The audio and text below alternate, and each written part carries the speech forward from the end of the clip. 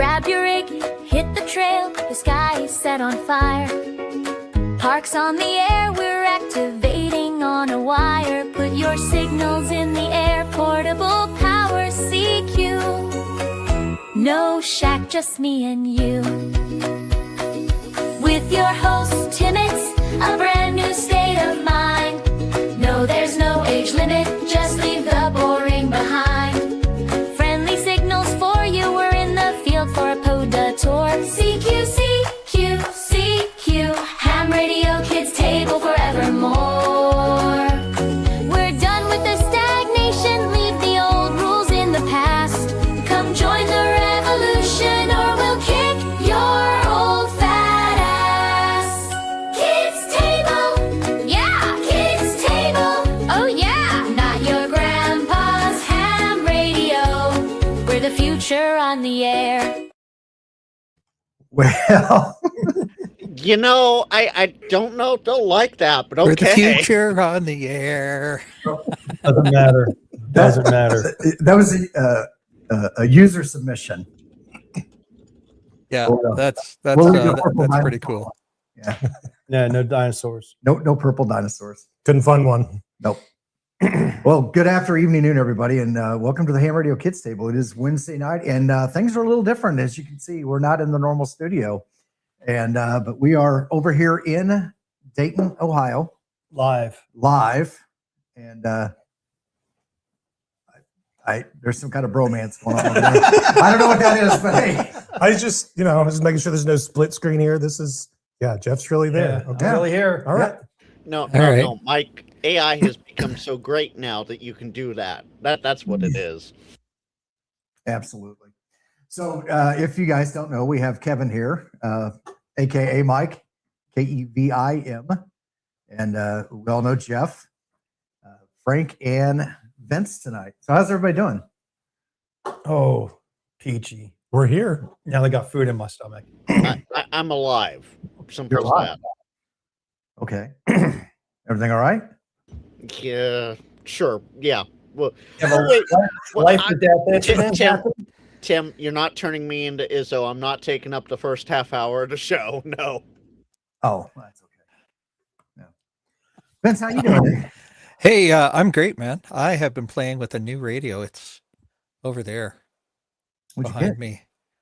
Is that other is that HF Signals ZBitX V2. Ooh, the V2. the Ghost? The V2. And let me tell you, it is all the things it is cracked up to be.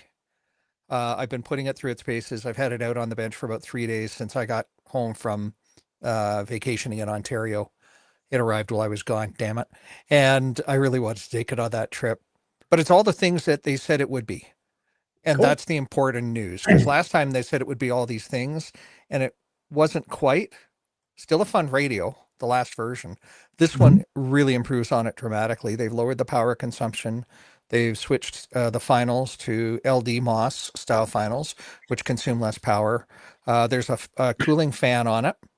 So the cooling fan runs during continuous duty modes, CW, FT8, et cetera, et cetera. What else is important about it? All those nasty screen IO updates that were making tick, tick, tick noise in the speaker are gone because it's been hardware re-architected. Okay, so it's a completely different radio then. There's a lot of similarities and there's some major differences.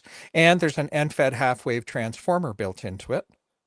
Really? Nice. So there's 2 antenna ports. Yeah, let me grab it. Yeah. So this is cool. Oh, and there's a power switch in it.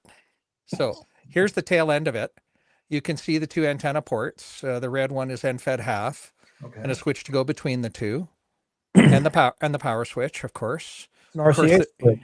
Yeah, an RCA jack. Yeah. Wow. So these are cooling input for the fan on the bottom, Okay. coming out the bottom. The fan is not noisy. The radio is physically larger than the last one. Yeah, there it is. I've got a mock-up here of the last one for comparison's sake. So there's the old one. Oh wow. So it's a little bit bigger. So I printed up these plastics because I wanted to compare. Yeah. And what else? Oh yeah, there's reverse polarity protection in it. Because the last time when they if you reverse polarized it, the fuse, there you go. That's all the highlights I wanted to show. The fuse was a trace that ran to one side of the board and crossed to the other, right? So I know there, I repaired mine. yeah, yeah. And so there have been significant improvements. Now I took the battery pack off mine already. It does come with the battery pack. That's not something I will use, but I was screen gonna say, size is the same as last time, Lee. I was going to say, wasn't there a certain someone in the crowd here that blew theirs up because they crossed the wires? Yeah. I was a mislabeled carrier, but yeah. And Yeah. Hollywood says, Vince, you should really try sales sometime. I saw that. Thank you. Thank you very much. So the CW is nice and smooth on it, which was a real complaint, a real problem last time, because the screen, the way that he was doing updates from the Pi 0W, which is the main processor that runs all the software, to the Pi Pico, which is the one that drives the screen. It's a touch screen, remember, used to be on an I2C bus. And you used to hear all those tick, tick, tick, tick I2C updates every time it updated the screen. And because it's, I think of it as interrupt driven. I know it's not, but it takes over everything for that instant while it's doing that update. That was affecting the CW speed and the smoothness. So not that I'm proficient at 25 words a minute, but I ran it up to that and it was smooth. So that's a huge the version difference. 2 of the ZBedX? That's a version 2. Now, if There you have you a go, version John. 1, you can do a software update and get all the version 2 features, but not the hardware changes, of course. Okay. Lee, answering your question, the screen size is exactly the same as it was last time. I want to say 3 inches. And good evening to Mr. Ape, who's in the channel. Oh, 3.2 inches. There we go. So that's what's going on there. Yeah, I've been playing with this. This is great. I've got 2 videos in edit for it right now because I'm going to repeat my series on the radio. And it's still 9 volts. Yes, it is. Oh, and for those who need it, Drock has this little tiny buck boost or buck converter. It's small and it's allegedly 3 amperes. So I'm going to put this through its paces. I'll probably land up building a little box on the side here in 3D printed box to enclose it with a proper 5525 jack so I can put my battery packs into it. And then I'll get 9 volts all the time. And 4 or 5, no, I don't think they're kitty ears. I think they're dino ears. With dinosaur ears. Yeah. So Read it. Yeah, look. Yeah, they're dino ears. So hey man, that's what I've been doing for the last 4 or 5 days. It's just exclusively playing with this radio. So I'm tickled pink to have it in my hands. Ape wants to know, does it still use the 18650s? Yes, it does. And because it switched to LD MOS, and they noticed a lower power consumption because of the lack of I2C. So instead of using I2C to move data from the software processor to the screen processor, they're using Wi-Fi within the radio. So that's kind of a cool concept. They're talking about lower power consumption overall, longer battery life. Nice. So Awesome. yeah. Are those available right now then? Yes. Okay. Yes, they are. Okay. Yeah, they announced on the 23rd of April and there were units shipping and mine got here on the 30th of April, 269 US shipped internationally. Okay. So my guess is last year when the version 1 came out, Farhan was here at the show 4 days in May, and you could probably pick them up then. So if it is something you're interested in, 4 days in May, and I believe he probably has a booth also at the Hamvention show, in addition to the one at 4 days in May. Yeah. Yeah. Hey Tim, your audio cut out from the microphones or the headphones. I did? Yeah, now it's back. You got the gate on? Probably. Yeah, turn the gate down a bit.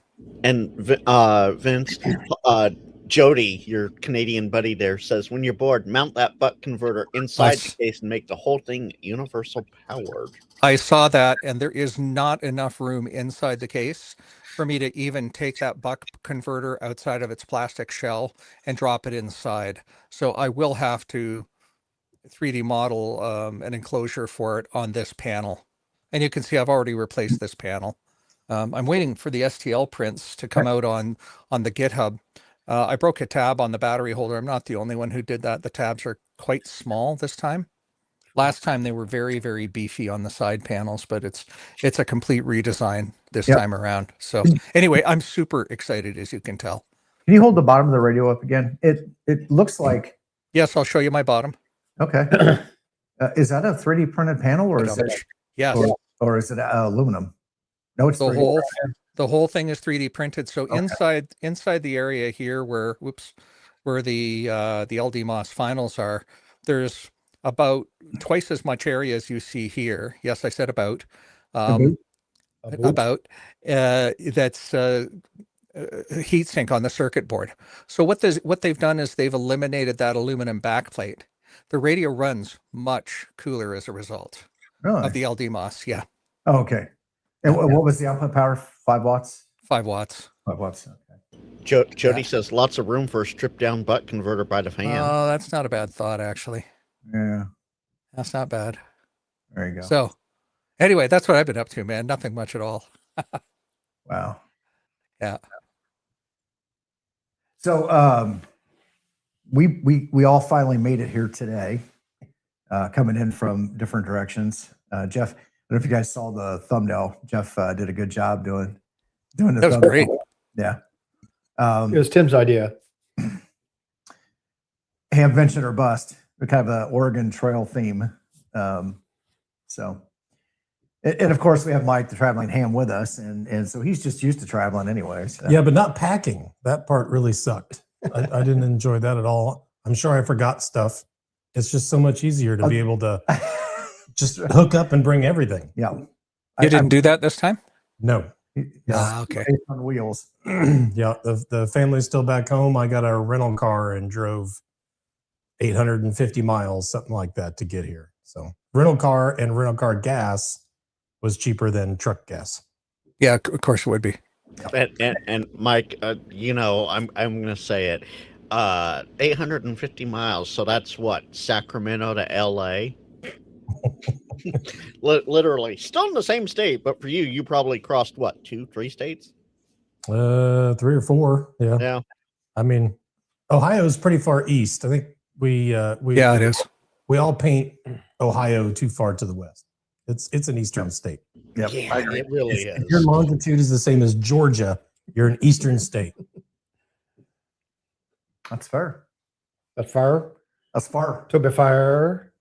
To be fair. To be fair. To be fair. So did anybody go down to the grounds today and see if the pork chop sandwich guy was there yet? We have not been there yet. We got here to the thing and started unpacking and trying to get everything set up for tonight. I actually brought a full Rodecaster with me, using the DJI microphones and piping those into the Rodecaster. Just trying to get the little bugs and everything worked out. So Took a little time. little time. Oh, that's okay. But we're gonna head down there probably after the live stream. So drop off chairs and stuff like that. Yeah, good plan. Yeah. It's my favorite time on the grounds is when there's almost nobody there, when it's quiet. That's So always like good about I showed up at 6:30 or 7 in the morning. Yeah. And it's just like everything's so quiet and you're just waiting for everything to start up, right? I love it then. it's like Newark, Delaware during the summer session or winter session. Most of all the students are gone. So the town is back to normal. That's why I like activating parks after the sun goes down. Yeah. Nobody else out there. That he knows of. Allegedly. Allegedly. They don't bother me. Allegedly. Unless it's the park police. Allegedly. There we go. Or black helicopters. Allegedly. We're not allowed to talk about black helicopters. Allegedly. I cracked up. I watched that video last night. I just cracked Oh up. yeah. Man, I tell you what, that sounds like a mess. Yeah. That I knew when I first heard the news that was a mess. And people made their decisions, so they're going to have to live with them and the consequences of those decision. So, Yeah. you know, I kind of get loyal to certain people if they do no wrong. Now, if they screw over other people, then it kind of kicks them out of like the friendly zone, or just someone that I kind of say, oh, that guy's cool. No, and you're Okay. I'm sorry, Mike. I'm calling you out. You don't know? I have no idea what's going on right now. Allegedly. Allegedly. Not allegedly. I have no idea what's going on. So you know Meshtastic and Meshcore, right? Oh, okay. I know about them. Yes. Meshcore kind of had a split between the original developers. I'm already not interested. Yeah. So Crash Course, Josh, I mean, made a video the other day. I watched it last night, and he kept on saying, well, these are the facts. And after every fact, he said he dressed up like a different, he had an outtake, and it was like he was dressed up like a nerd or something like that or whatever. And he said allegedly. Ah. So that's why I got to keep the cool of the crowd of yeah. Not to like piss off people, but It's and like, I it's would like the say, speculation joke. Yeah. Same yeah, joke and here. I wouldn't say every fact. What I would say is, after every statement he made, yeah, he followed it up with allegedly to protect himself. yeah, fact, statement, Yeah. whatever you want to call it. Whatever he said was, this is the information I have. This is what I'm presenting. Well, we said the name too many times. Dave's in chat. A little more than a split, more like a hostile takeover. Yeah, it was kind of like, I'd say it was a little bit hostile. I don't want to get involved in the politics of it. I mean, like I said, people made their decisions and acted upon them, and whatever's going to happen, and this is based upon after I watched Josh's video last night, wherever the chips may fall, that's where they're going to fall. And you made the decision to do whatever. So there you go. I'm kind of loyal to I'm not loyal to either Meshcore or Meshtastic, but it seems that one person's in the wrong.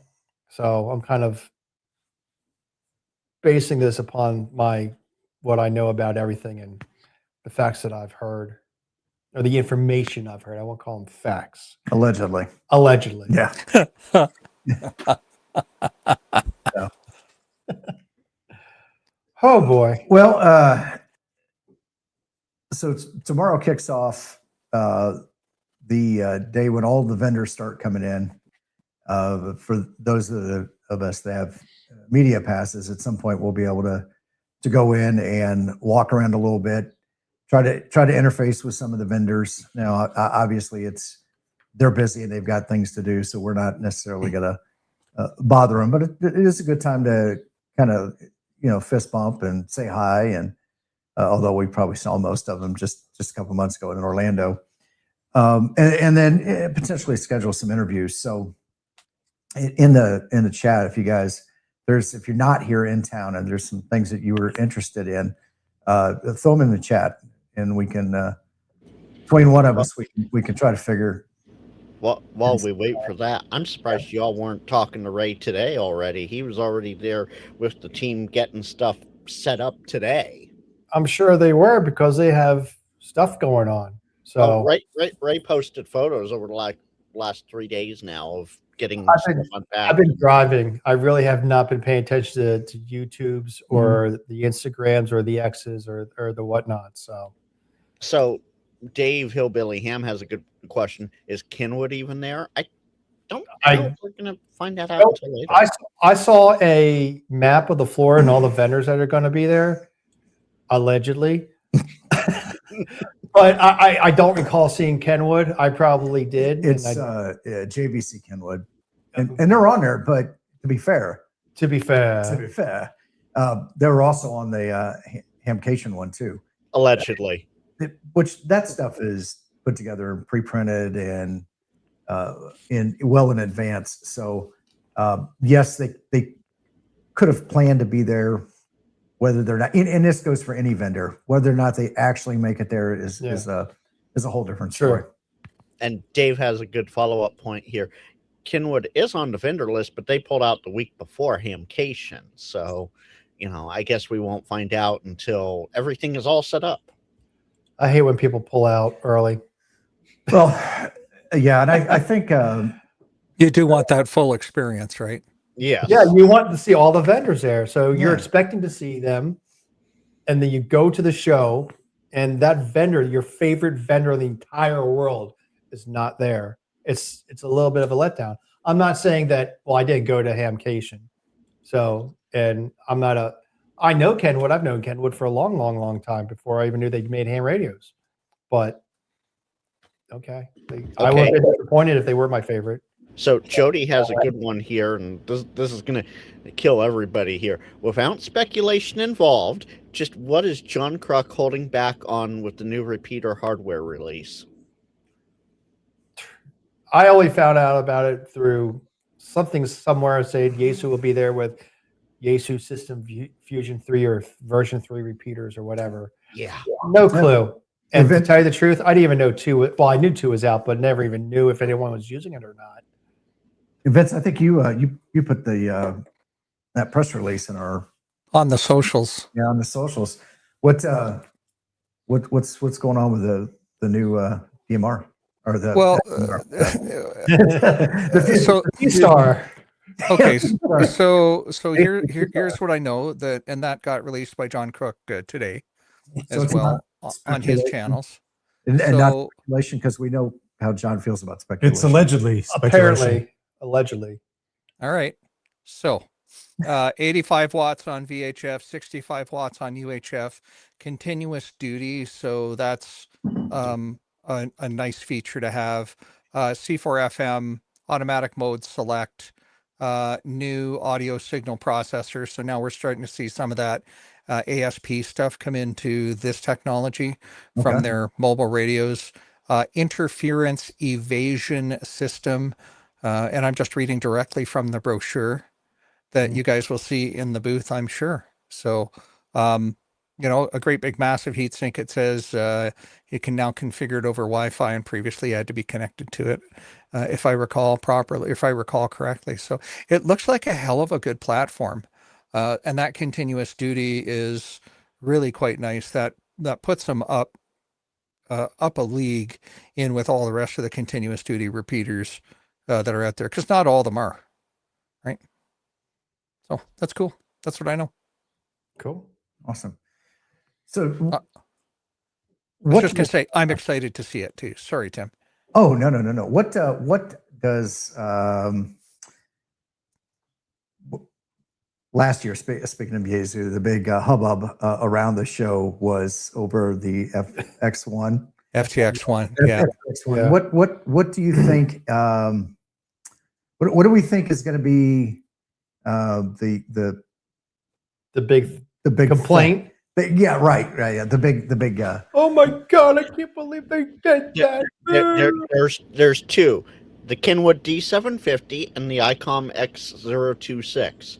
One of those two are going to be the problematic ones in some way or another this year. Well, I'm betting. Well, I'm wondering, speculating if Kenwood. I don't think they've made an announcement yet, but if they're coming, I'm going to say that they have a demo radio, probably similar to what they've had before in the other ham shows. Nothing to sell, probably. I'm sure if they were, did they take reservations for those from? Yeah, they've been taking reservations for like 2 years on the D750. We were And heard. if they did that, that would be the same as what Yaesu did, and there would be outcry for sure. Yeah, and since we haven't heard anything, I mean, I haven't seen any videos. Like, so I remember last year, right before Hamvention, Josh had information from the FCC, from their site, about the Optima version of the FTX1 QRX radio, whatever. FTX1, yeah. FTX1. Yep, So that I knew they're going to have it then, because they just put out the information about it. I haven't seen anything from Kenwood, so I don't think they're going to have anything to sell. the 750 has been FCC approved for 4 or 5 months now, at least. Really? So at minimum, so they have no excuse not to have it released. But that I think they would have said something if they're going to have it released. They would have sparked it up a lot, or talked it up a lot, and made people excited to get it or see it in action. Well, so Ape's got a good comment here in the chat. Yaesu weren't the ones who took reservations on the orders. Yes, The FTX one. That was the dealers that did that. Yes, that's why I meant it. Were the dealers taking reservations for the oh yeah, it's $35 reservation. Yeah, that's where they all are. Yeah, but so I didn't know because I wasn't paying attention to that, so it kind of flew by me. I knew there. I think did ICOM take reservations for? Were they taking a reservation for the 73 Mark II, 7300 Mark II? I don't sure. I don't remember. I think TX Engineering had a reservation for it. Now that Reservations is a U.S. thing. We don't do that up here in Canada. now that we can look back on that whole FT1X debacle, was there like anyone that pre-ordered the radio that ever said they didn't get it or they got it late or something because that was a what matter sold that was at a the matter show? of perception. What was late? As soon as they found out that they're going to have units at Hamvention last year, people were freaking out. It's like, Exactly. That's what I'm it. talking about. Yeah. I Well, pre-ordered yeah. it. And actually, I think it really was when Mike, friend of the show, K3JRZ, Yeah. K3JRZ I think that when he made his video of him just walking up to the HRO. to HRO, Yeah. right, and He got that buying up it, quick. I believe he did, yes. Yeah. And People lost their stuff over that. and I think that's what everybody got. And we Twisted mentioned, we about. were talking about it earlier. If Yaesu just stated, like, we have units in movement being shipped, there will also be units. So if you pre-ordered it, your unit is being shipped. It's in the process of being shipped somewhere on the planet to you. We're also going to have units here at Hamvention. They'll be here at Hamvention by the vendors, dealers, whoever. The challenge, the perception that people were given. Yeah, was if Yaesu just mentioned something that, hey, your pre-order is en route to you. We're going to have stuff here at the show too. So there's pre-orders and there's reservations, like expressions of interest, right? Mm-hmm. So put my name on a queue. I'll buy one when it comes in, when you know the final price. So people stump up and pay their $35 or $50 or whatever it is for that. The challenge was that the communication to those people who'd put money on reservations wasn't the greatest, and it pissed off a whole bunch of people who were looking at guys like Mike, not going to take anything away from him, walks up, pays cash for the radio. He gets the radio. But, that whole communication to the people who did a reservation could have been handled better. Yeah.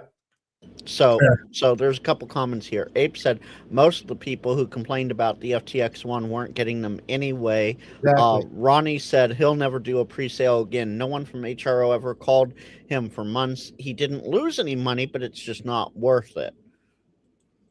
Yeah, if Yaesu's marketing department or anyone from Yaesu mentioned, like, hey, your units, your pre-orders are en route, they're in the shipping process, you're getting yours.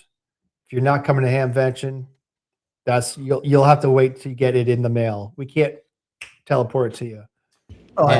I think Dave has a good point here.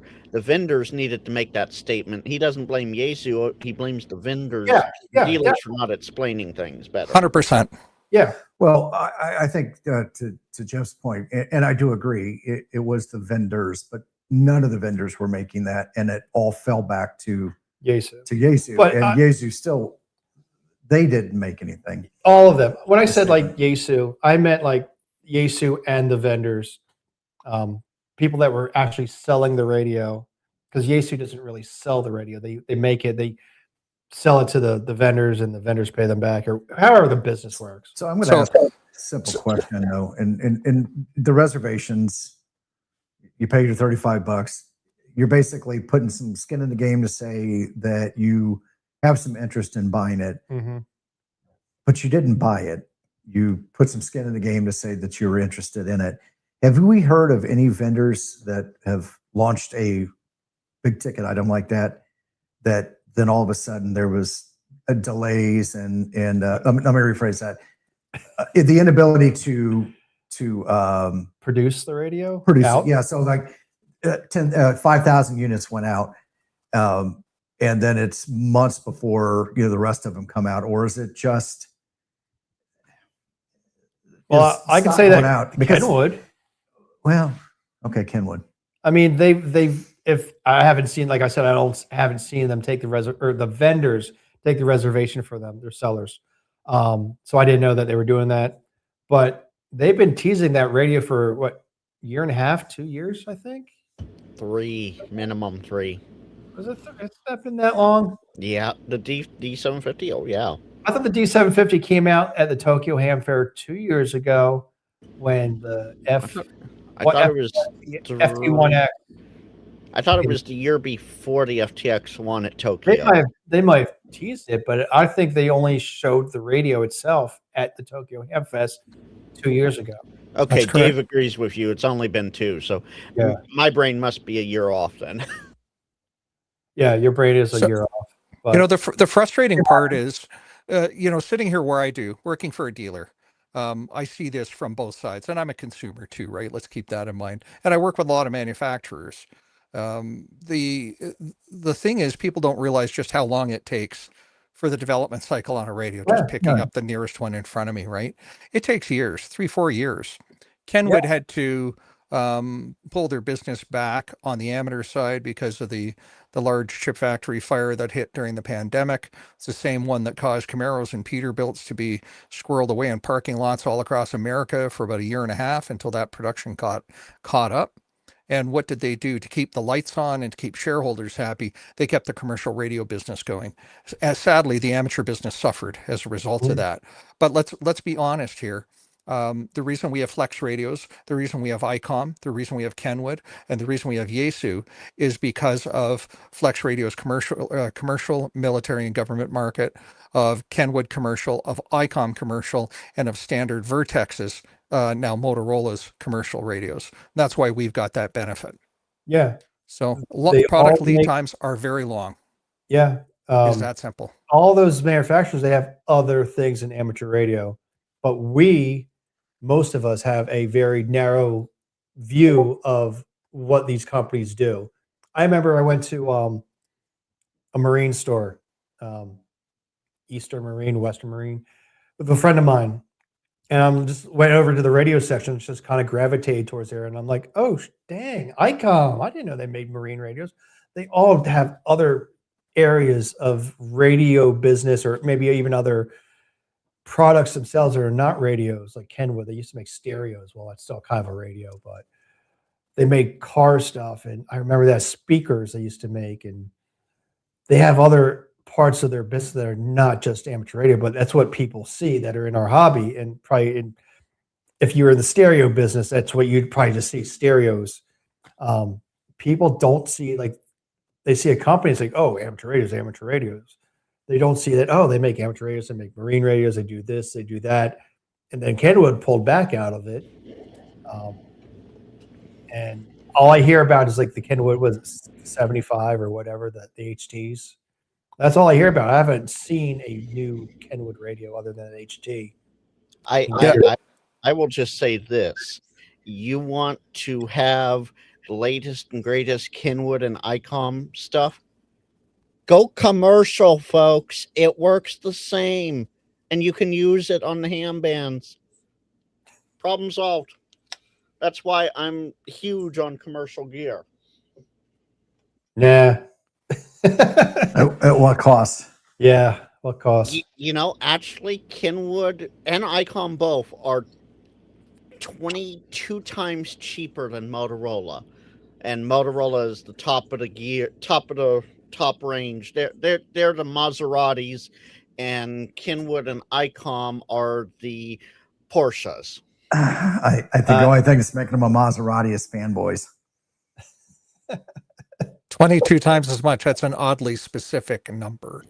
I actually had to look it up the other day, and it was 22 times as much than Kenwood and ICOM. Yeah, Abe, you're funny. Yes, the XTS 5000. Yes. Nice. So I mean, and the dealer and the distribution chain is always interesting too. Here's the other thing people don't see: you see dealer A, dealer B, dealer C. I'm not going to give any of these guys names, and we don't know how many of these radios are coming in. So we all place our orders, and it's on something called the allocation system. So dealer A places an order for 500 radios, dealer B 250, and dealer C 100, because that's what they got cash flow for. When the 100 radios arrive at the dock, dealer A is going to get 50 of them, dealer B is going to get 25 of them, and dealer C is going to get 10 of them. It's on a percentage basis is how allocation works. Oh, by the way, when they place that purchase order for 500, they've committed to that buy legally. So they might get, like 110, my math's a little off of that. So these guys are motivated to sell them. Yeah. They want to make money because money makes the world go round. Totally. And I'll tell you the other dirty secret about the amateur radio market, and then I'll stop talking. Dirty. The other dirty secret is not alleged at all. Margins are nowhere near what they used to be. What? Everybody says, oh yeah, you should be able to knock the price down more than that. Oh, hell no. No, we can't. Not by the time we take into account overhead, salaries, keep the lights on, paying for carpet cleaning, all the rest of the things that a retail operation and a web operation needs. Yeah. There isn't a whole lot of money to be made in radios. Yeah. So accessories, that's a different story. But anyway, thanks for coming to my TED Talk. And that's why a certain manufacturer's Cat 5 cable, Cat 6 cable costs $90. Right. Yeah, window cleaning and shelving. Yeah, that's another overhead for sure. Some good things coming up in the chat. So, what are you guys hoping to see? Yeah, those of you with boots on the ground there. I want to touch some keys tomorrow. That's what I'm after. What's that? I want to get in the show and play with some keys. Okay. Yeah. Well, I mean, we'll go over and see Ray and say hi and stuff like that. I want to see like I met Ray through here, so I like to go over there and meet him. I like to actually get some FaceTime with some people. Robert from Spoltena, it's Robert, right? Yep. Yeah, Robert. I like to meet him. I want to see Aaron from Modern Morse. I want to hopefully like to pick up a key from him. I have a list of stuff. Like I want to go see the Radiodity people. There's a few smaller people that I want to go see. Probably see them in 4 days in May. I'm looking forward to that too. I'm just looking forward to the people themselves. I might go over to the POTA booth tent or whatever they have and just talk to them for a little bit, just to show my face. I probably met a few of them already. But yeah, I just like meeting people. I want to meet Jason, Mike, Kyle, KB9 VBR. I've met Michael and Tim. No, I can't hear. And I unplugged him. I unplugged him. Where'd he go? Just stick it in one of those holes. I see it. Well, that's what happens when you put your cable in front of me. There you go. I'm just looking forward to meeting people I've seen on YouTube, either directly or indirectly through YouTube, and just seeing who wants to meet me. I'm kind of curious about that. I'll probably come home with all my stickers. I was gonna say that, but I was like, no, I probably shouldn't. I'll make fun of myself. Yeah, no one wants to see me. I'm freaking nobody. No one wants to see me. No one wants to view my channel. I don't care. But I got proof I made contacts with someone. So there you go. All right. So at this moment, Frank is going to drop the link to Jeff's channel in the chat. Yes, Frank. Please go to Jeff's channel and subscribe if you haven't already done so. Hey, Frank, you have the computer. I'm on my iPad. I can't really I probably could, but it's just too I was much. going to drop everyone's channel at the end when we went around the table, but I'll just drop everyone's channel now. There And we go. John, Frank Bot is working overtime here, so Yes, shut sir. up. Yeah, tough, Frank. But I mean, and like, what did I say?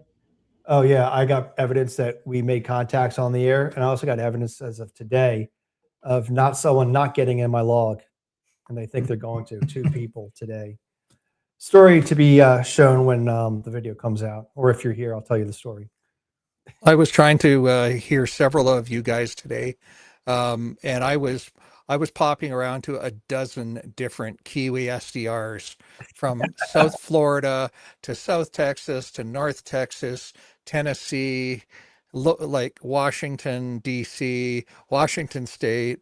I was all over the map, and I could barely hear anybody. The bands just were not great today. I don't know. That didn't go well. I had a huge pileup on 40 meters, and I only picked 40 because I thought Jason and Mike might be close enough, because I was talking to them through All-Star, and I said, hey, if you guys are interested, I'm going to do a boat activation this morning. So I was hoping that they were close enough. Maybe they weren't close enough, or maybe they couldn't get through the pileup. I don't know.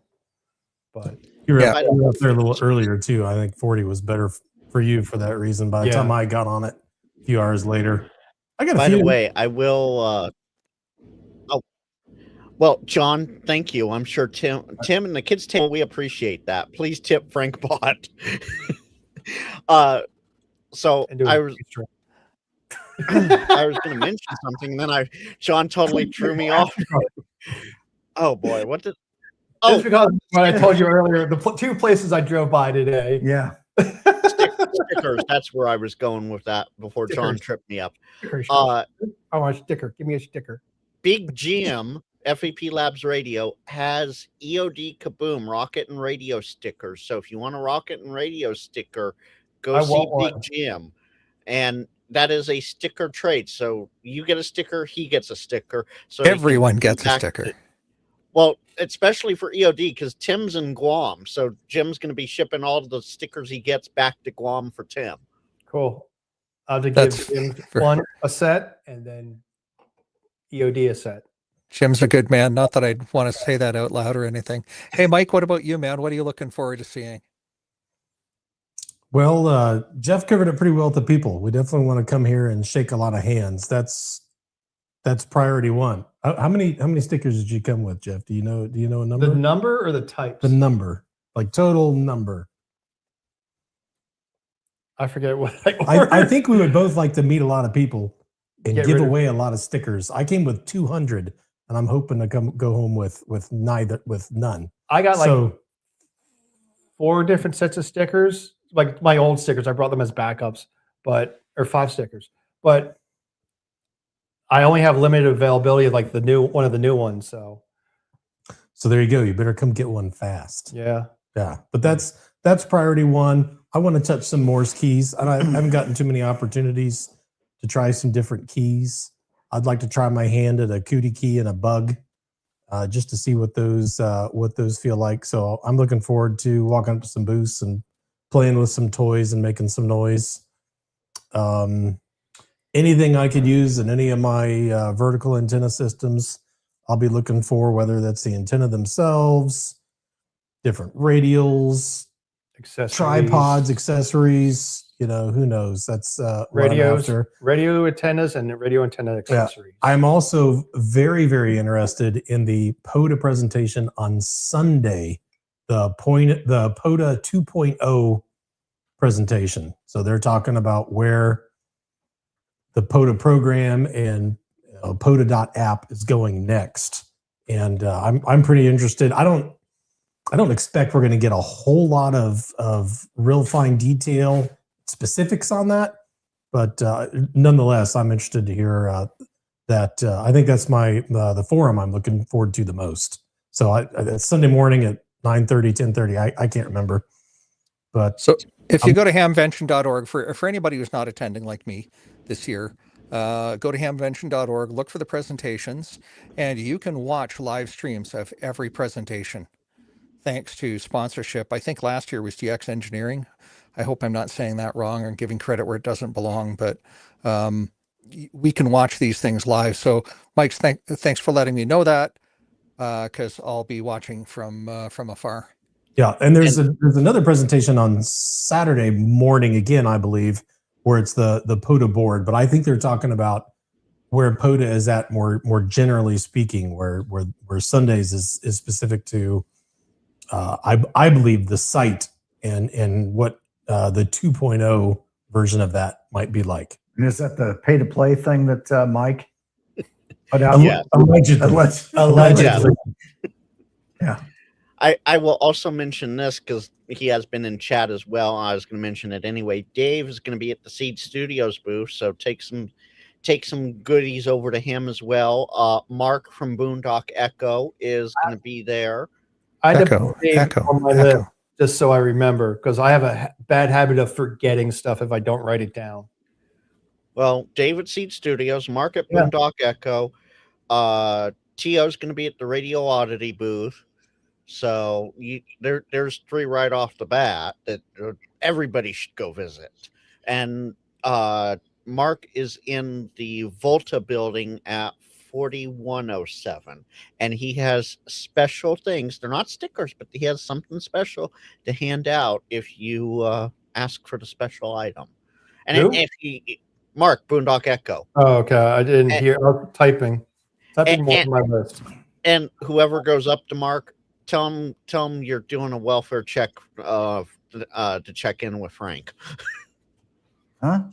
He's not Everybody that goes up to Mark has to do a welfare check and report back to me that he's doing okay, or has he absolutely lost his mind again? Did he lose his mind before? More importantly, did he find it? Yeah. Yeah, yet to be found. Hey, Tim, so what are you looking forward to seeing, man, besides, So you know? the commercial stuff is okay, and I think we get enough exposure to it. But I'm really excited to see some of the stuff at 4 Days in May. It's stuff that Adam puts together, or Ara, or Tuflin, or any of those people. Plus, there's a whole group of people, the QRPers and stuff that are just really pushing the boundaries of the hobby. The inventor, tinkerer, maker side of the hobby that I really enjoy, and so I'm really looking forward to Thursday night, and the rest of the week. I'm sure we'll see stuff that's cool and neat, and really just spending time with people. I'm where you see some of the same people. You talk to them. It's the first time. You've now seen them 2 and 3 and 4 years in a row. Now some people I've seen it both here and down at Dayton, and I'm not talking about other YouTubers In Orlando. Yeah, that too. You said Dayton. I get them all mixed up. Down there in Dayton. Down yonder in Dayton's. But you're starting to see just people who come to the show at multiple different shows now, and it's nice to see that. Reconnect, yeah, because it really is a community, and I truly like that. And then I'm sure I'll see Ape or Jim or somebody. And You sound really excited about that part. right. Where are the car guys going to be at? They're going to have a booth somewhere too, right? Coffee and Ham Radios guys. Yeah, they're usually out in the infield behind buildings 4 and 5. Well, Ape was in chat. I don't know if maybe he's had enough Miller Lite that he's out of chat now, but they're going to be there, and Tio and Jim are going to be over on the other side, way across on the other side in the EMS. As far as away they can get from the others. Not the same booth. Okay, Ape says they're behind 4. Behind 4 what? Building 4. Oh, building 4. Okay. Yeah, details. And Jody mentioned the Hamvention live stream team is accepting recommendations on what they should stream live and not just record. Their They should contact stream email me is walking around. That's what they should be doing. They should be live. I should have a camera person with my own soundtrack playing. their contact email is on the Hamvention website media tab. So there you go. Cool. I had to throw that in there. Come on. It was fun. Yeah, Tim, those are really good comments about 4 days in May and kind of that whole maker, builder, inventor thing. Yeah. That stuff is very cool to see. And that's really, there's a lot of leading edge stuff going on there, right? Yeah. Oh, absolutely. You talking Which is- about 4 days in May? Yeah. Yeah. That's like one of the big things because I saw videos from last year. I'm like, it was a lot of cool stuff that you're not going to see at like the main Hamvention show. There might be some of the people there, but there's like other like small time vendors and people, ham radio creators. Yeah. That's like one of the big things I want to do. I want to see those people. So, ICOM, it's all you know them, you know the radios, but you don't know this dude that made this handheld radio QRP little radio that's everyone wants to buy. I'm with Gio on this one. It's not actually 4 days in May. It's what, a night, and then they add in Hamvention as the other 3 days. No. 4 days tonight- in May. 4 days in May is a whole conference that's going on tomorrow. And then there is an event each of the evenings. Yep. Hence No over problem. the term of 4 days.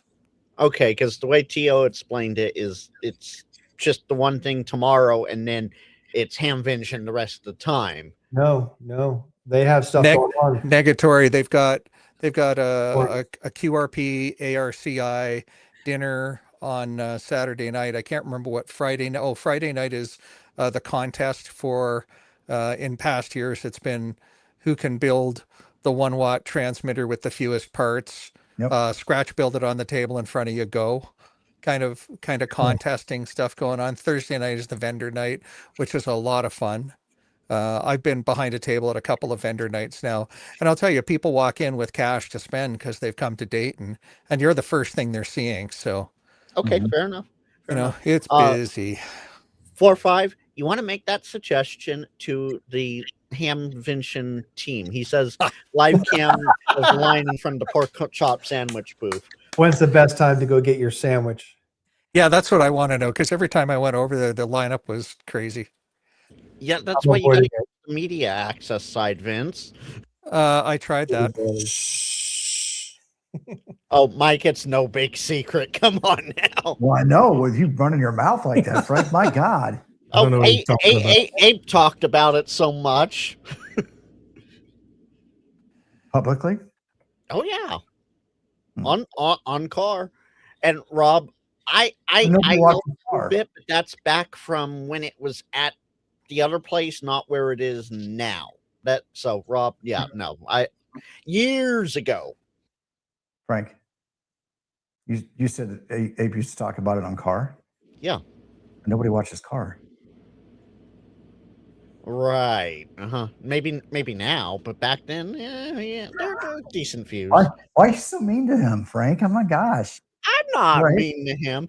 And Mm-hmm. yeah, right. Yeah, Nightbot needs to shut up over there. Apparently, too many caps. No cap, man. As the kids like to say, no cap. Be capping. What is Andrew doing? Why do you think don't I know. started a ham radio show? I don't know. So I did it to get chicks. he did it so he could get the media pass line for the pork chocolate sandwich. Duh. I'm skipping the pork chop sandwich. They're not bad. It is worth the first one. To do it once, Yeah. I'd say for some people, I don't eat a lot of pork. I eat bacon, but I'm just not a pork chop kind of eater. They have steak sandwiches too, like ribeye sandwiches. I'm sure they're not. They might even call them Philly cheesesteaks, but they're not going to be Philly. No. It's just ribeye, Okay. like ribeye steak sandwiches. At Oh. least they've had them in the past. So grilled on the grill right next to the pork chop Sammy's. Well, we kind of already made plans for lunch anyway. So Well, that's true.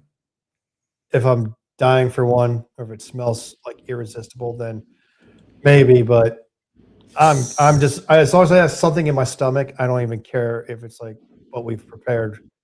I'll be good. So I gotta ask for $20 for the three of you up there. I gotta ask, what are you all looking for in the boneyard? Anything in particular? Nothing. No. Nothing. Okay.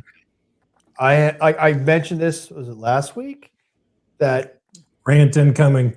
No, I'm not. I got not go too far into it, but watch last week's video.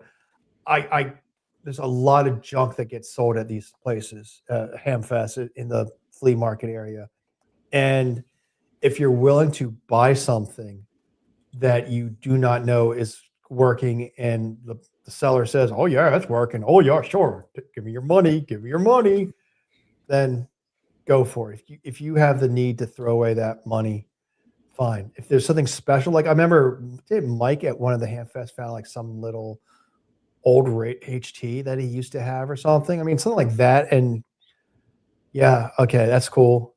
But I'd love, like I said, I'd love to get one of those old like Drake's, Heath kits, something like that with the dials on there and stuff. But one is huge, and I'm not carrying it around, dragging it around. Well, so I'm gonna paste something in the chat here. QRP me Rex W1 Rex sells a product, and it's still listed on his website by special order.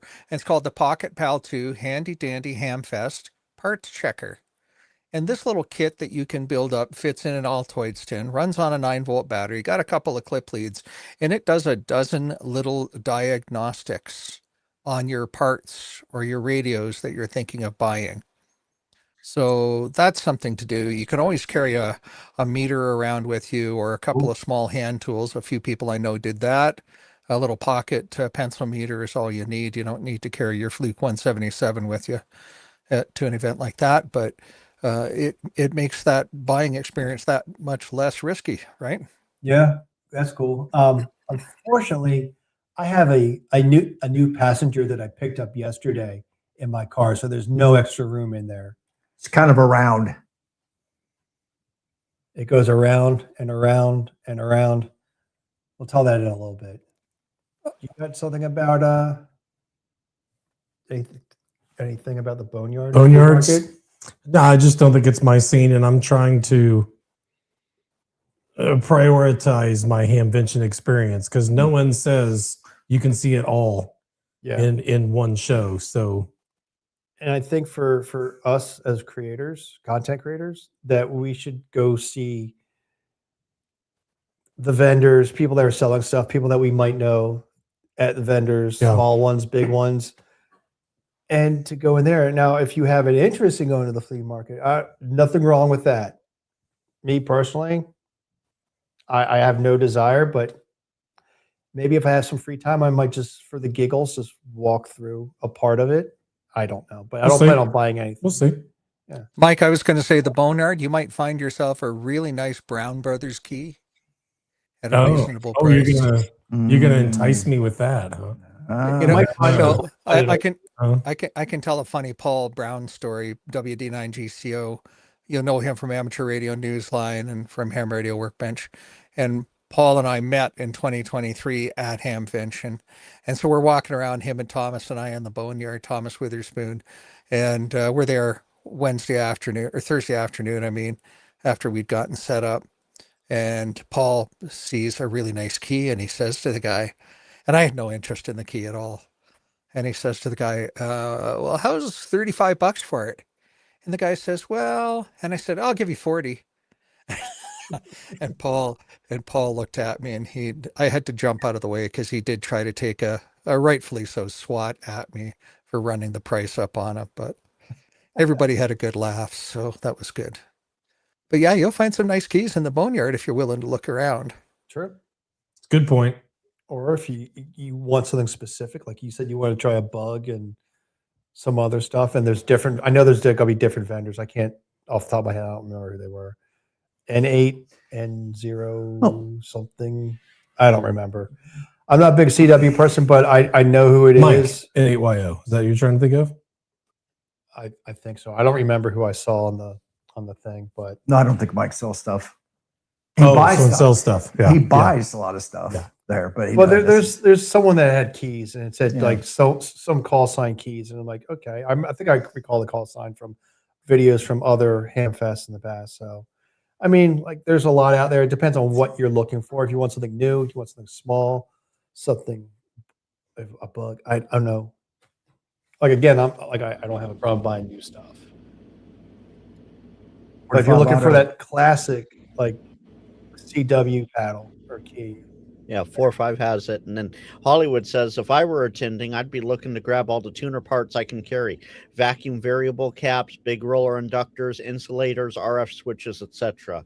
So one Those one big thing roller I inductors are expensive trying to buy them. one thing 4 or 5 said earlier, aren't the scouts supposed to be there to help carry all the heavy items from the boneyard to the parking lot? Right? Yeah. They- I saw scouts doing parking assistance. I don't Mhm. know about humping stuff out to cars. No, but they do have some kind of assistance to get they'll watch the stuff for you while you go get your car to go pick it up. That's pretty cool. Now, the other thing that Hamvention Grounds has is a contract with a towing company. And I found that out last year when my rental car got a flat. And all of a sudden, this guy comes up. He says, "Hey, I'm with the towing company. Do you need a hand? We're no charge."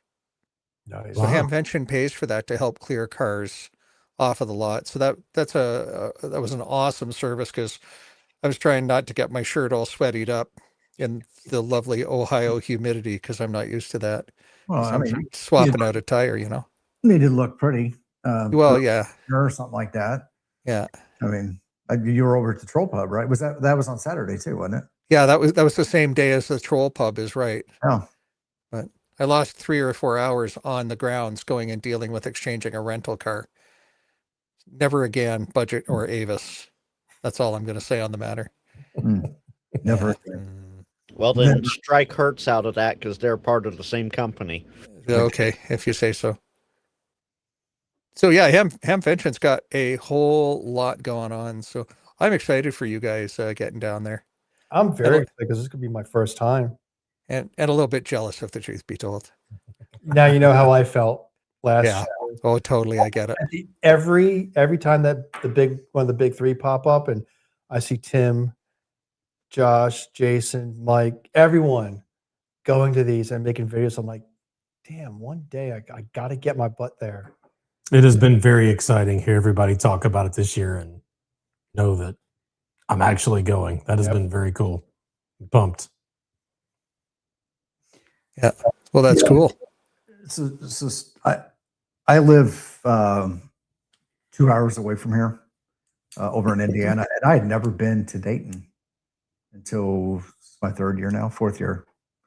Or it was just a chance encounter with Jason, Ham Radio 2.0, when I had an overlanding channel, and he was talking about ham radio and overlanding, and I'm like, well, I got an overlanding channel, and we exchanged some information, and next thing you know, I come over here, because I was starting to introduce ham radio content into it as something to fill the gap because of COVID, so and not being able to get out and everything, and it's just kind of gone from there. So I kind of wish I had gotten over here sooner, but there again, I don't think I may not have come back had I come here before, not knowing the people that I know now, or starting those conversations. Because quite honestly, it's these guys. I've pretty much my family doesn't like to travel, right? So I like to get out. So I use going to Ham Fest as my vacation. Jump in the car, just go. The heck with it. Take the week off from work. It's my PTO time. I make them happy because I'm not there. I make my wife happy because I'm not home. My kids could care less anyways if I'm there, and then I get to spend time with everybody else here. So With us. yeah, and a drive-through. Mike got to experience the Ohio drive-through liquor store. Well, Beer It store. was a beer store, Beer yeah. store, yeah. Couldn't do liquor there, but One of those states got where the- they don't sell them together. or not in through a vehicle Yeah. type of sale. Yeah. It's all right. Jim Beam can wait till tomorrow night. Yeah. We'll have time to go. You'll have time to go to this liquor store tomorrow. Or I don't drink. I don't care. Yeah. I just see the stuff like, ooh, I like that stuff. Ooh, I miss that stuff. Yeah, that stuff made me sick. Yeah. Yeah. Y'all should have seen all the stuff that Jeff made the poor people at Chipotle cram into one little burrito. Yes. I mean, I had to wait 5 minutes before, I was the next one in line. I got to wait 5 minutes before they start making mine because they had to refill all the toppings They did. to make my burrito. Oh, they did. And So she did note really to good. self. She wrapped it up tight. It was like, it looked like a grapefruit. He scarfed it down. So note to self. Well, one, I don't go to Chipotle to begin with, but always go before Jeff does. Yes. It wasn't that bad. I got a bowl. I was sensible. Sensible. Well, yes. Allegedly. But Allegedly, yeah. So, Allegedly. go ahead, Vince. I was going to say, so which one of you very fine gentlemen are going to be doing live streams walking around with the camera gear like Josh does? I bought a camera. I'm not going to use my iPhone, although I used it today. I'm not going to go live streaming. I might from my phone. I don't know, but I don't plan on live streaming or having any videos of this until I get back. I think I'll record some stuff and get it up pretty quick. Like the day of or next day. I think I'll do that. Get 2 or 3 videos up, but I don't think I'm going to worry about live streaming at all. Mike, I'm going to call it now. Not going to happen. You'll be too exhausted by days in to do any editing whatsoever, unless you just take the raw footage and go, boom, hi, YouTube. That's about the only thing you'll be able to do. There will be no editing at all. It'll be that. I'm recording it on my phone and I'm uploading it. And I made a decision early on because I was debating about buying a new MacBook Air just so I could do more stuff with the Mac than I can with an iPad. And the idea of editing, since I own a copy of Final Cut Pro, I could get it onto the new computer. I don't have, it's a separate purchase for the iPad. And to tell you the truth, I'd rather spend my time talking to people and walking around. Even if I walk around all the buildings like 5 times, that's all I want to really do. I don't want to spend the time editing videos. And when I edit a video, I am meticulous about it and I will take my time to do it. And then I'll question the QA of it like 10 times before I even upload it. So it's a time sink for me. So I rather enjoy the entire experience. Time sink or time suck? Both. Okay. You sink your time into it and it sucks your time out from you. Sink. Sink. Like a sinkhole. Yeah. Okay. Like the Titanic, Tim. Yeah. Not SYNC. Like no, sink. not like I'm syncing up to my iPad and my iPhone together to make sure they're together. No. In time. Or time. iCloud account, my contacts in my iCloud account for my phone versus Yeah. So I rather have the experience of being here rather than filming and editing stuff and try to push it out. And like I said, I am meticulous about how I make my videos, and I'm always do QA, and I do overdo it sometimes. And then like my last video that I put up, I watched it like 10 times and I still thought I was missing stuff. I just said, I can't keep doing it. It's 7 o'clock Sunday night. I need to have it up. So I need to get it done and put it up there. Whatever errors, there you go. There's a lot of different schools of thought, but some people feel that the videos that you, let's say, put out a good product, but not scrutinize so hard, tend to do better. Yeah. They tend to do better than ones that you like the biggest thing is like making sure I have all the spellings correct, that I didn't put a typo in there. It's just, to me, that's just embarrassing. I know it happens every once in a while, and I'm like, fudge, because you can't really, you could fix it, but then you lose all like the counts and all that stuff, the views and all that stuff. Like, yeah, I'll live with it. It's not going to keep me up at night. But yes, I have heard that before. But this last video, I don't know what it was. Maybe because it was just a talking head video. And I kind of went through it a few times and did like 2 takes because I forgot to turn the mic on for one. But I think I just scrutinized that maybe a little bit more just because of it was a different type of video. Yeah. My video that I put up Tuesday night, I think I said my call sign NW9F. Just completely forgot the number. more than once. Screwing stuff up is great for engagement because people love to type in and tell you did stuff wrong. Yeah. Well, That's a strategy some people use. Yeah. that is true. But I think so. One of the biggest criticisms I think I've heard about YouTubers in general, just not necessarily ham tubers, but YouTubers, is that we have the luxury of editing. So the final product that they see is sometimes is pretty polished, and they just get the impression that we don't have the same problems. We just have got the luxury of editing out, the goof ups and the things like that. I'll goof up call signs when I'm doing them, but when I do and so I leave those in. Mm-hmm. I just leave them in because, to your point, people like to see them. I think sometimes people like to see that you're not a robot, or you are human, and you're right. You get a little bit of engagement. Yeah. Wait, I mean- what is this human we speak of, Tim? No, in all seriousness, though, there's a few comments here. Ronnie says, don't let perfection get in the way of good enough. Jody says, from a consumer point of view, my turnoffs are typos, long intros, and not getting to the point. He also likes long walks on the beach. And Andrew Brocam says, rage bait the viewers. They love it. Sounds like Jody watches a lot of my videos. Mm. I think those are all things I do.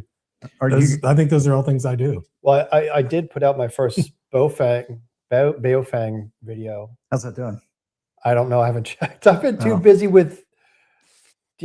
My mind's been wrapped around what happened yesterday. Still, I mean, I'm kind of over the fact that it happened, but I'm just kind of ticked off at it for the most part. But I will say this: my recent Bofang video, which came out this last Thursday, not so great compared to the UV32 videos I did.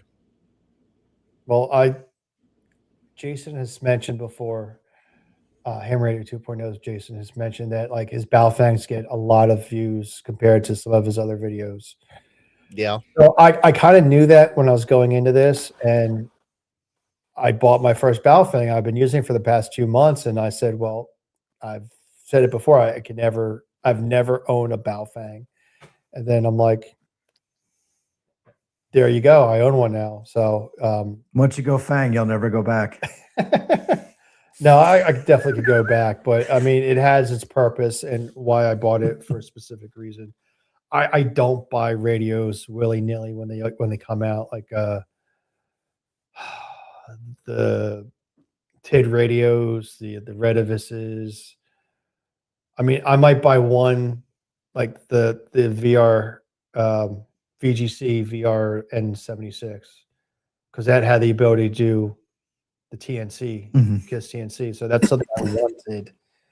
So that was like the first one that came out. So I went with that one. But yeah, why was I talking about my video and buying radios? I don't remember. I just know we got a workshop. Once you go Fang, you'd never go back. We got a workshop that. And Dave, It doesn't rhyme. Right. It's not catchy at all. No. Dave has a good point, and Nightbot got him for it. Retivus is actually a decent radio. I have found it to be pretty okay. The N76 though, wonderful. Yeah, I think about maybe getting the mobile version, the 7600, for my car. I still can't figure out how to do the APRS stuff yet, so I might have to go find KM4ACK tomorrow. Say, make my radio work with APRS. Or ask K8MRD. He loves APRS. Oh yeah. That, his latest video just told all about his APRS and how much he loves it. Power. Uh-oh. He's Oh, it's losing fine. power. He didn't plug in his laptop. Oh, it's fine. This is the Drive Live TV, folks. I can hit. Please stand by. But Right.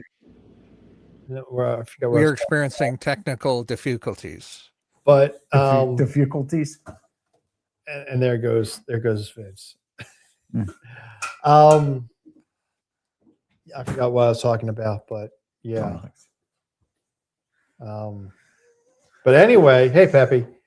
Have we covered the icon thing well enough yet? The speculation on what the I thing don't- might be. We haven't even actually really talked about. I don't think we have. I don't think we have. Well, I was kind of asking earlier, should I say something? Oh, I mean, if you want to cover the ICOM thing, but I mean, as far as what you think may show up, yeah, but Carlos's video had some speculation. yeah, Personally, I can't speculate. 70, you said like a 706 Mark III. I don't know. 7100 replacement. Yeah. A 7000 replacement, a 7100 replacement. It could be almost anything. It's wasn't the 7100 the replacement for the 7000 though? beats I mean, me. I don't know. They were around while I got my license, so they've been around for a while. I've used both radios. I've used the 7100 more than the 7000. I used the 7000 once, and I thought it was a pretty cool radio. But their marketing stuff has 2 antennas on the car. That means it's probably VHF, UHF, and an HF radio combined, all band radio. So I know we're talking ICOM here, but Dave Hillbilly Ham has a hot take that he just dropped. He thinks we're going to see the D750 this weekend. I've said that before, that we could possibly see it, but What does see it mean? Like we're going to be able to purchase it? It's going to be under like what does see it mean? I think they might actually just have a working unit on display. I don't think they would have it under glass this time. I wonder if they're going to do the same thing they did with the 7760. They're going to show a few boards, Right. now, Oh, and you a few thought, yeah. pieces now. I don't know. And it looks like, by the way, Mike, Super C official says hi from Wichita. And Hi, it looks like it looks like Pepe is going to be at Dayton with y'all. There you go. Because he's currently stroke whiskey 8 and there's only 20 miles to Xenia. Well, there you go. Hey, Pepe, look for me. So, Whiskey 4 Tango Romeo India, Ronnie said that the 7100 prices dropped $200 today. Ooh, Oh, that's interesting. I hadn't heard that. That's always happens. that And brings up anytime- some speculation. So they do bring prices down, sales. They have sales during So- the events. right, during the week of the event. All the vendors do it. Now, most of the vendors, ICOM and Yaesu, I know specifically, pretty much set that MSRP that they can sell at. And anytime that there's sales, you pretty much see the same price at all of the vendors. And it's usually Roughly. through some form of a rebate or something like that. So Hey, Tim, real Yeah. quick, just for Hollywood, can we full-size Vince for like 10 seconds, please? oh yeah. Because Hollywood misses his Okay, logo. hold on. He misses his dog. I miss my dog. This is Yeah, but This is Hollywood- This is Wrangler. He doesn't know CW yet. We're still working on it. this is Did you get him the buttons that have words that come out of speaker? No, I didn't yet. No. this is dog therapy. But he's been sitting here bugging me. It's that time of night. So I decided to pick him up, and now suddenly he's very, very calm. This is dog therapy with Vince. Yes. Maybe it's Dog wind therapy. therapy with dog. That could be. Do you add 10 dB to the signal? Yes, you Oh. do. But speaking of adding 10 dB, you saw Mike Interconnect into MAK is going to be jumping with Carlos. Oh, yes, I saw that. And somebody made a comment on Twitter about he had some big cojones, and Mike's simple response was, "It adds 6 dB." Yep. Yeah. So All right. Interesting. If anybody is going to be here and wants to work Mike through the jump, he is planning on doing it on 220, which I think maybe a first in the parachute mobile world, doing it on 220. I think so, because It I don't could think be. Carlos has done it yet. All right, you can unembiggen Vince. Thank you, because I'm big enough. There you go, Hollywood. I hope that was plenty of doggo there for you. There you go. And apparently, according to Paul, who's there with y'all right now, we'll know tomorrow what the ICOM radio is. No, Tim, they're in Dayton, not with you. We will know, but you guys won't know. And I don't know. We're not supposed to say. I don't know if we're supposed to say anything or not. I don't know if they're allowing that information to go out after. Well, Josh is doing a live stream about it tomorrow by the looks of his channel. So, I don't know. I haven't sat down in front of YouTube and just scrolled through. I opened it up earlier today when we were trying to get all this stuff together. It's like, oh, videos that I never watched yet. Cool. Where's Paul? Where are you at, Paul? he said he was with the gang. They just had some wings. Okay. All right. Yeah, he and Prep and Paul mentioned it first look. I wasn't really going to mention it, but yes, we're getting. Paul mentioned it, so I was like, if he said it, then Let's hear it. ICOM's big announcement tomorrow at 11 a.m. over on Ham Radio Crash Course. 11 a.m. my time would be 1 o'clock, 11, 12, 12, 1, 2 o'clock Eastern. So, yeah, that makes sense. Go on stream. 11 is 2. Yeah, that's right. Yeah. 3-hour difference. So let me ask this question regarding the XO26. Do you guys think there's any possibility saying that this is a replacement for either the 706 or the 7100, however you want to look at it, that this is going to be maybe a more affordable radio with like an LCD style screen, or are they going to stick with the color screens? Because, I've been sitting here in my happy little world with my 891, which has 100 watts of power, but not a lot of bells and whistles. And what are they up to now? They just went up $750. How about that? yeah. Okay. And what They'll come have down. we seen come out lately from the big manufacturers? We've had radios come out that are twice as expensive, have a tenth the power output, but all the bells and whistles. I hope there's still a market out there. I hope these companies see a market out there still for some of these field radios that are in more of that price range and not all the bells and whistles for $1,800, $2,000. Do you guys think there's a chance? Is there a chance? I can't say for the ICOM. I have no idea what they're going to release. I'm only going by what I've seen so far, and it's going to be an all-band radio. Fine. Okay. If it's going to be QR, I don't think it's going to be QRP because it's going to be mobile. So I think it's going to be able to take the 100 watts. Good. And that's all I can think of it. If it's going to be a replacement for anything, I don't know. It's not going to be the 5200 supposed to be the new radio that's going to be coming out. I don't think we need to get hung up on a replacement. No, that's what I said. I don't think it just could be a replacement. I think it's going to be something new. Make a new radio. Yeah. Make a radio. So, So you're saying no, there's no chance. That's what you're. I don't. You don't think it's. I don't think that's what it's going to be either. I can tell you it's not going to be QRP if it's going to be in a car. So Dave Hillbilly Ham just a few minutes ago said, I think it might be competition for the FTX1. I think so too, just because ICOM wants to. I'm sorry, I'm going to say it. ICOM always wants to one up Yaesu because, well, ICOM They all want to one up. They all want to.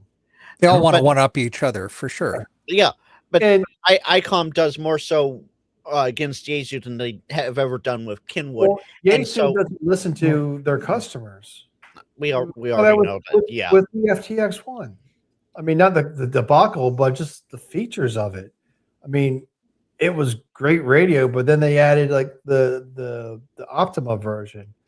And I got to agree with Dave. I think it's going to be a big competition radio for the FTX1 because you have that removable head option.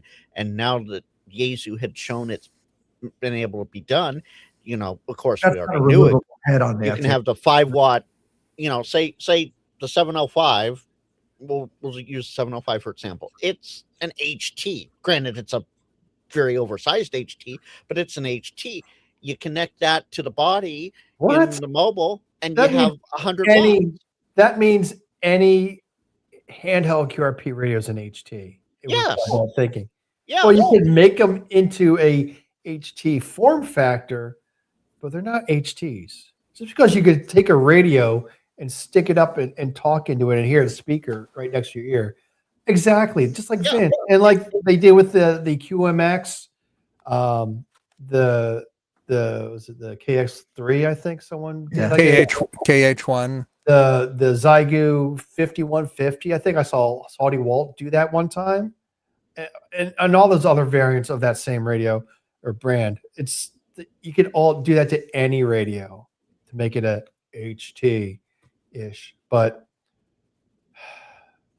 So Yeah. I think that's what it's going to be. Is the control head will be the HT equivalent, and the body remote in the car, so you can easily. I will say yes, they could do the remote thing, but I wouldn't call it an HT. Like you could take the head unit off the 891 and have that separate from the body. But Like the so- 891 I'm doesn't gonna have all say the this. internals. All of the new Icon radios, I can just control off my phone. Yeah, So there's my Touche, remote right there touche. from the bathroom. the Zygu G90, you could do it. I'm sure there's some other radios I can't call or can't mention off the top of my head, but And Prep Him Paul says he thinks it'll be an all band competitor to the FTX one, but 100 watts, so replacing the 7100 portable mobile. So we'll find out tomorrow at 2 p.m. Eastern. yeah, we will. You won't. I will. Unless Josh is under embargo and doesn't know it. Yeah, Maybe that's a speculation in and itself. allegedly. Oh. To be fair. To be fair, Well, I'm going to take exception to the statement about vendors don't listen to customers. I didn't say all of them. I didn't say vendors, but there are a few like Yaesu. Okay, well, People talk about. so Jeff, let's talk about this for a I'm minute. getting out of the line of fire. No, it's okay. There's not going to be much firing going on. But how do you measure that they listen to the customer or not? Do you measure that because they didn't come out with the radio that you wanted, or that Well, I'm they not didn't come saying- out with the radio that a lot of people didn't want? Well, Or- I'm going by what I heard last year, or at least when the FTX one came out, or at least was mentioned that there are things that people wanted. A lot of people, I'm not saying me, that were not in this radio. Now, I was curious about the FTX one or whatever it's called, but I didn't jump at throwing $35 for a reservation. I wanted to see more because they actually had mentioned that there's going to be optional pieces to it. I'm like, 200 here, 200 here, or whatever it was, like 300 here, 300 here, 300 here. Really, I rather would have purchased the 705, the ICOM 705, than gotten the Yaesu radio, just because it's all there. I mean, you didn't have to buy an extra battery for it, or not extra battery, but the tuner, Yeah. the some fan case for it. What was the other part? Was it a battery pack, or is it? I don't remember. I don't know. Separation cables was another one that They just came out with those, apparently, I believe. But yeah, I just was not interested after I saw these optional accessories being added to it. And I'm like, I mean, I think one of the best things about the radio that I've seen, or at least heard from others, is that the front-facing speakers were very nice and loud. Front-facing speakers are a good thing with any radio because the speakers are always on the top or somewhere else, and they have like people 3D print stuff to push the sound towards the operator. So Dave, I saw your comment there. At least Yaesu gives you a mounting bracket for their mobiles. Icom makes you buy it separately. That's only in ham radio, because every single commercial ICOM radio I have comes with a bracket default in the box from the factory. yeah. So Well, But so also- I'll leave this thought with you on the topic of vendor feedback. I didn't talk to a single vendor last year that wasn't interested to hear what the market wants to see. So if there's something you guys want to see from the manufacturers, I encourage you to grab the ear of Ray Novak, John Crook, Eric at Ellicraft, Mike at Flex, etc., and the folks from Kenwood, to give them your input because they're craving it. I You never know? said that we shouldn't give them feedback. Definitely give them feedback. Now, if they act on it, that's another thing. Agree. I agree with you 100% on both those statements. No, we're still friends. See, there was Mike that was worried about getting out of the line of fire. There's no need to worry about Yeah, that. I mean, Don't look at me. Mike just wants another some beer. some companies, some makers, they will listen to their customers and say, "Hey, we want this, we want that, we want this."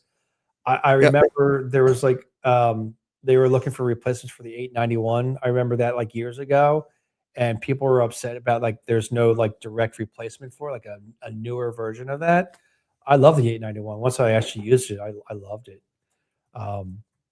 I wouldn't mind a new version of it, but I don't think that the FTX one is a new version for that or replacement. They're still selling the 891 like hotcakes. It's a great radio, and it does more than the FTX one does, like power wise and maybe some other stuff. But Yeah, indeed. it just really depends on what people want and everything like that. But if they're if they're going to listen, that's a whole nother story. But The G90 needs a 100-watt version. I think they might call that the G900 There if you they go. did that. well, Yeah. they did have that GSOC that turned out to be, in my opinion, a big freaking flop. And from a person from IT, once I saw like the first video of it, I'm like, the UI was not consistent. It provided some extra like 6 meters to the G90 that didn't do on its own. That was promised, I think, when the radio came out, I believe. But it was years ago. I think actually, Vince, with that logic, it would be the G4450 because it's a 20-watt radio, 10 times as much, or taking it up to 100 watts. Yeah. All right. Yeah. But Yeah, I have to agree, Tim. Hey guys, I got to drop off. I hope you have a great time at the event. Say hello to everybody for me. Have a pork chop sandwich for me and all the rest of that stuff. But I got to bounce. All right, miss you, man. Vince. Have a good one. Yep. I think we're going to probably go ahead and wrap it up to ourselves here. Frank, if you don't mind, can you throw Kevin's channel in the chat too? I just did all 4 of us, or 5 of us. I'll Yep. do it again. Yeah. I literally less than a minute ago just did it. You want me to do it again? Kevin needs some subscribers. Okay, here we go. Not Mike. Mike is fine, but Kevin, Right. on the other right. hand, he needs some subscribers. But Who doesn't need subscribers? Frank and I are in a neck and neck race, though. So Yeah, we really are. So Oh, looking yeah. at my number right now, Yeah. 2820, Mike. so And I you- earned that 20. He's ahead of me, even. Yeah, he's I, pulled ahead of me. I, even. I earned that 20 during tonight's show. are you All thinking right. he's sandbagging you tonight? Then You said it, not me. yeah, Maybe I led you there. yeah, you did. You willed it across the room. You down That's the only reason I came. down your headset cable into the mixing board and out mine. 28-16, Frank. You got me by So- 4. You, All right, we're just neck you and all neck. got me. I need 10 people real quick to go and subscribe to the Traveling Ham. And Frank. And 500 towards me. Don't go to Frank. You got to get my numbers up towards Frank's and Michael's. Yeah, I'm at like 2256. So Oh yeah, let's get Jeff up. Get Jeff closer to Mike and me, and then the 3 of us can have a nice little subscriber party. There we go. there you go. By the way, guys, if a couple weeks ago, I think it was a couple weeks ago, Brent was able to spend some time with us on the kids' table. They've got their POTA camp out going on in September. I'm not sure. I think they might have already sold the campground out, but I don't know if they're going to expand out or maybe do something different.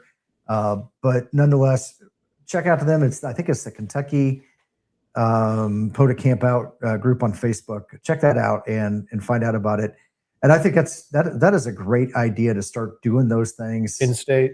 Yeah. for you where you live? Oh yeah. Just extending the outdoor experience with people that share a common thing. I know Multiple common the things. the boys up in Wisconsin have done it. Yep. The boys out the Northeast boys have done it, and Kentucky. And I'm sure there's other states that have done it too. And I think that is a fun thing. I've enjoyed going and camping at the Hamfest with our group of people and everything like that too. So And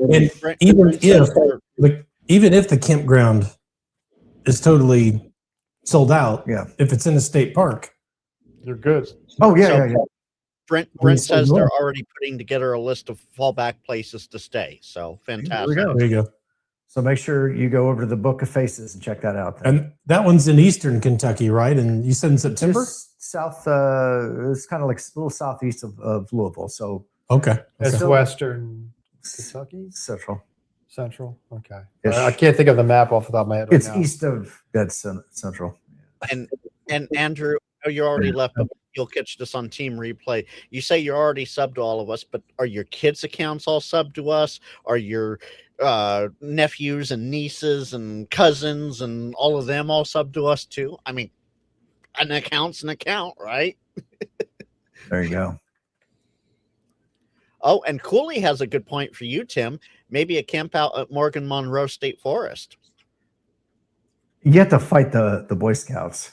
They use that area pretty pretty heavily back there.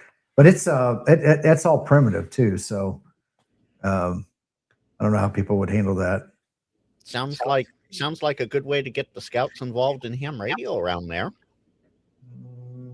Yeah, Just saying. yeah. There's somewhere around there to do something like that, I'm sure. Yeah. Maybe not in that forest in particular, but that whole southern part of Indiana is a real pretty area. We've been down in the Hoosier National Forest camping down there some. That's not too far from me either. Exactly. Yeah. Yeah. And It's nice area, so. Tamarat has a good point here that sort of was where I was going with that. Offer to do the radio merit badge. Yeah. And then Matt says do it on Joda weekend. Scouting has some new policies on volunteering and stuff like that. So. Yeah, they are kind of strict. I've heard from a friend of mine that does it, and Yeah, but Tim, anytime you're dealing with kids, You have to- it's gotten stricter. What's that, Frank? you're knee deep in the scouting, right? So you can Not go anymore. easy in with that. Not anymore. I retired. Oh, okay. I retired. Okay. Yeah. But well, I think we're gonna go ahead and get out of here. Yeah, We gotta got stuff to do still. get some people to see. Come see us at the show. Grab us. Get a It's sticker. almost Say 10 hi. PM there. That's right. That's time for bed, as far as I'm concerned. All right. Well, Good night, Frank. see you, Frank. It's only so.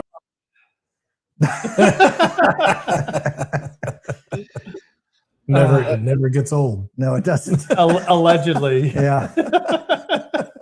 All right, Pepe, 73, and hope everybody sees you there. Look for the hamster, guys, at Dayton Hamvention. That will be Pepe, HB9 EVT stroke Whiskey 8. Nice. All right. We'll see you, Pepe. Later. We'll see everybody. Have a safe trip if you guys are coming in. Anybody still coming in this week? Have a safe trip getting here. Watch out for those curbs. That's right. And if They're you're jumping driving out at at you. night, watch out for the darn deer. They're everywhere. I saw bodies like let the bodies hit the floor. Let the bodies hit the floor. When I was driving in, so. All right. All right. We'll see you guys. Have a safe Later. 73. 7:30.